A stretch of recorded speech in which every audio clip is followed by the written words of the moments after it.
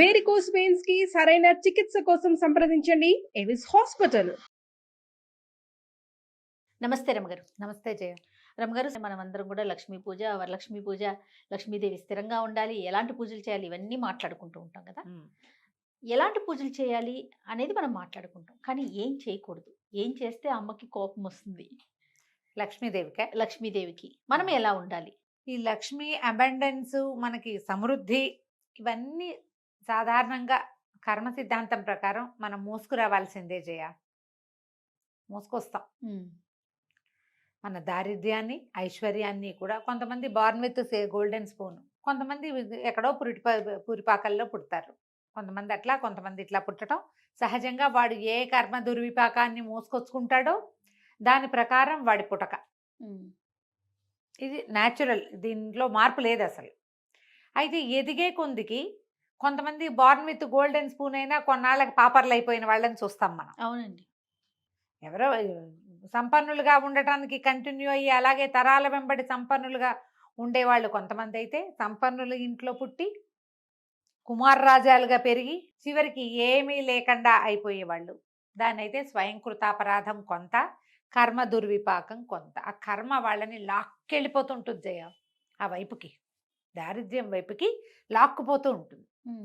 ఎక్కడో ఒక చోట పగ్గాలు వేసుకుని ఆపుకోవాలి. ప్రతి వాడికి ఇట్లా కిందకి పడిపోయేవాడికి పగ్గాలు దొరుకుతూనే ఉంటాయి జయ.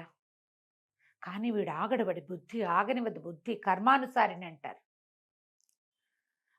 చాలా బలమైన జాతకం ఉన్నవాళ్ళు ఎవరైనా, చాలా బలమైన ఆత్మస్థైర్యం అవి ఉన్నవాళ్ళు ఎవరైనా, ఆత్మబలం ఉన్నవాళ్ళు పట్టుకోగలిగితే వాడిని అంత దారిద్ర్యం దిశగా వాళ్ళు వెళ్ళరు.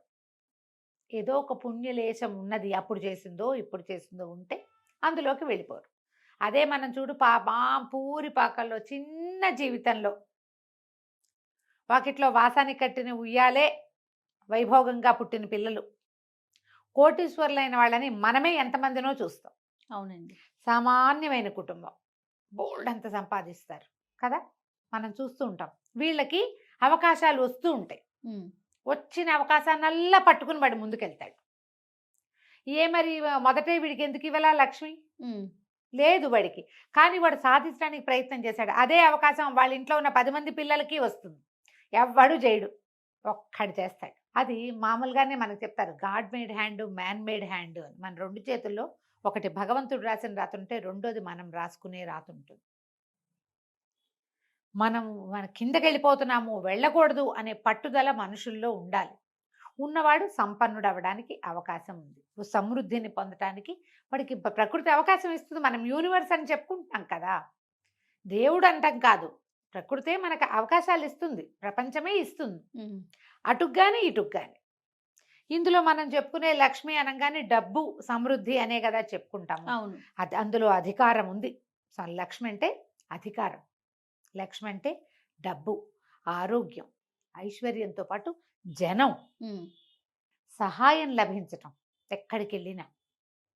అది కదా లక్ష్మి అంటే. 100% అండి. ఇప్పుడు ధనము ధాన్యముతో పాటు ఆరోగ్యం ఉండాలి. వీటన్నిటితో పాటు ఇంకొక మహాద్భుతమైన లక్ష్మి ఏంటంటే మనశ్శాంతి. ఇవన్నీ ఉండాలా. ఆ పైవన్నీ ఉండి మనశ్శాంతి ఒకటి లేకపోతే ఏమిటి చేసేది? అదే కదా, ఏమీ లేదు. ఇది ఉండాలంటే మనుషులకి సహజ సిద్ధంగా కొన్ని పద్ధతులు ఉండాలి. మహాభారతంలో శాంతి పర్వంలో భీష్ముల వారు యుధిష్ఠిరుడికి బోలెడన్ని కథలు చెప్తారు. చాలా కథా విశేషాలు ఉంటాయి. అందులో కొన్ని కథలు చెప్పుకున్నాం కూడా మనం. అవును, భీష్ముల వారు చెప్పిన కథ అని. అవునండి. ఆ కథల్లో కొంత ముందుకెళ్తుండగా ఒకచోట ఈ లక్ష్మీదేవి గురించిన ఒక సందర్భం కూడా వస్తుంది. సాధారణంగా లక్ష్మి ఎక్కడ ఉంటుందంటే ప్రశాంతత. ఎక్కడ ప్రశాంతంగా ఉంటే అక్కడ ఉంటుంది లక్ష్మి. ఈ రోజున డబ్బు లేదు, ప్రశాంతత ఉంది. రేపు డబ్బులు కూడా వస్తాయి, వాళ్ళకి ఏం కావాలో అది వస్తాయి ప్రశాంతంగా ఉండేవాడికి. ఎక్కడ సహనం ఉంటుందో అక్కడ డబ్బు ఉంటుంది. డబ్బు కాదు, లక్ష్మి. సహనం ఉన్న చోట. అనారోగ్యం వచ్చింది అనుకుందాం, వీళ్ళు అయిపోయి హైరాణ పడిపోయి, ఎక్సైట్మెంట్, కంగారు పడిపోయి, భయపడి కొత్త జబ్బులు తెచ్చుకుంటారు. డాక్టర్ దగ్గరికి వెళ్ళి ఆ డాక్టర్ దగ్గర ఉండరు, ఇంకో డాక్టర్ని మార్చేస్తారు. ఆరోగ్యం ఎట్లా సిద్ధిస్తుంది? సహనంగా ఉండేవాడికి ఆరోగ్యం కూడా కుదురుతుందమ్మా. ఓపికతో ఉండాలి దేనికైనా. ఇవి 2. అక్కడి నుంచి త్యాగం. ఏదైనా మన దగ్గర ఉంటే ఎవరికైనా వేస్తే ఎందుకు ఇచ్చామా అని బాధపడతారు కొంతమంది, ఇవ్వడానికే ఏడుస్తారు ఇంకొంతమంది, మరికొంతమంది. ఎవడైనా ఇస్తుంటే ఎందుకు ఇస్తున్నావు అంటారు ఇంకో జాతి. ఉమ్. త్యాగబుద్ధి ఉన్న వాడి దగ్గర లక్ష్మి ఉంటుంది. చాణక్యుడి నీతి సూత్రాలు మనం చేసాం, నీకు గుర్తుందా? అవునండి. అందులో ఒకటి చేసాం మనం, వెతకండి, నేను అదేంటో పూర్తిగా చెప్పను ఇప్పుడు. ఓకే. ఒకటే శ్లోకం, కుచైలినం దంతమలోపసృష్టమని అది ఉంటుంది అందులో. మురికి బట్టలు కట్టుకునే వాడి దగ్గర, పొద్దునే లేచి దంతధావనం చేసుకొని వాడి దగ్గర లక్ష్మీదేవి ఉండదు. ఉమ్. కొంతమంది ఉంటారు అట్లా, బట్టలు అవే వేసుకుని బట్టలే వేసుకుని బట్టలే వేసుకుని. ఈ మంచి గుణాలలో శుభ్రత, ఎంత శుభ్రంగా ఉంటే ఇల్లు మనుషులు వాళ్ళకి లక్ష్మి వస్తుంది. అంటే మీరు మురికిగా ఉండకూడదు, ఏం ఉండకూడదు అని చెప్పాలి కదా మనం ఇప్పుడు. అదే అదే మురికిగా మీకు కోపం ఉండకూడదు, అసూయ ఉండకూడదు, ఏడుపు కొట్టుతనం ఎవరైనా చూసి అబ్బా వీళ్ళకి ఎదుగుద్ది అలాంటి అని, భావాలు ఉండకూడదు, మీకు అశుభ్రత ఉండకూడదు. శుచి శుభ్రత అన్నారు, ఉమ్. అవి ఉండాలి. అవి లేకపోతే శుచి లేదు, శుభ్రత లేదు, లక్ష్మి లేదు. అదే అదే. అక్కడి నుంచి పోట్లాడే గుణం ఉమ్. అది ఉండకూడదు. అన్నిటికీ పోట్లాడతారు, మీకు లక్ష్మి ఉండదు. అయితే మీ దగ్గర డబ్బులు ఉండడు. వాడు ఎవడో ఉన్నాడండి, వాడు పరమ కోపిష్టివాడు, అన్నిటికీ మీదకొస్తాడు పోట్ల గిత్తలుగా, వాడి దగ్గర కోటాను కోట్ల డబ్బు ఉందంటే వాడికి డబ్బు ఒకటే కాదని చెప్పుకుంటున్నాంగా మనం. అంతేగా. వాడికి ఆరోగ్యం లేదో, మనశ్శాంతి లేదో, ఏం లేదో, వాడికి అయిన వాళ్ళు లేరు. అవును. అయిన వాళ్ళు లేకపోవడం కూడా దరిద్రమే కదా. ఉమ్. ఉమ్. అవునా? సహజంగా వ్యక్తుల ప్రవర్తనలోనే కొన్ని ఉండాలమ్మా. ఉమ్. బ్యాడ్ హ్యాబిట్స్ ఉండకూడదు. ఇప్పుడంతా బ్యాడ్ హ్యాబిట్స్ ఉండటమే మన లక్షణం. అవును. అందరూ ఇప్పుడు తాగుబోతు, ఖరీదైన బాగా కోటాను కోట్ల సంపదలు ఉన్న వాళ్ళకు కూడా బ్యాడ్ హ్యాబిట్స్ ఉంటాయి, కనిపిస్తున్నాయి. చూస్తాం మనం. మనకి ఎప్పుడు ఒక ప్రశ్న వస్తుంది, వాడు అలా తాగి తిరుగుతాడు, లేదా తిరిగిపోతనమే ఉంది, ఏదో వ్యసనాలు ఉన్నాయి, వ్యసనాల పుట్టవాడు, వాడి వ్యాపారం మాత్రం ఎంత బాగుందో, ఎందుకుంది అట్లా? మీరు అనిపిస్తుంది. చెప్పిన ప్రకారం ఉండకూడదు కదా. అవును అవును. వెంటనే కోపం వస్తుందమ్మా, ఇలాంటివి చెప్పంగానే ఒళ్ళు మండిపోతుంది. ఉమ్. వాడు ఉన్నాడు మా ఫ్రెండ్ ఒకడు, వాడు కోటీశ్వరుడు కొడుకు, వాడికి అన్ని వాడికి లక్షణాలు అవి లేవు, ఉమ్. సకల కళాభిరాముడు వాడు, అంటారు. సకల కళ వెళ్ళప్పుడు మరి వాడికి ఎందుకు ఉందండి అంటారు వెంటనే. పిల్లలకే కాదు జయ, పెద్దవాళ్ళ దగ్గర కూడా చూశాను నేను ఈ ప్రశ్న. మనం స్థిమితంగా ఉండకపోతే మన దగ్గర కూడా ఉండదు లక్ష్మి. నీకు వాడి దగ్గర డబ్బులు ఉన్నాయి అనుకుంటున్నావు అంతే, అదొకటేనా? మనం ఏం చెప్పుకున్నాం లిస్టు? ఇన్ని రకాల హ్యాబిట్స్ ఉన్నవాడు పూసుకుని చచ్చిపోతాడు ఒకటి, లేదా ఎక్కువ రోజులు తీసుకుని పోతాడు. డబ్బులుండే ఏం ఉపయోగం వాడికి? ఉమ్. ఏం లేదు. వాడిని ఎవ్వరు నమ్మరు,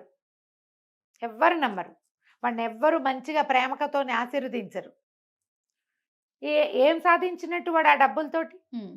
మనం ఎప్పుడు ఏంటంటే మన దగ్గర డబ్బులు లేవు కాబట్టి డబ్బులు ఉన్న వాడి దగ్గర వాడి జీవితం అద్భుతంగా ఉందని నమ్ముతాం మనం. నమ్మి వాడికి ఎందుకుందా అని ఫీల్ అవుతాం.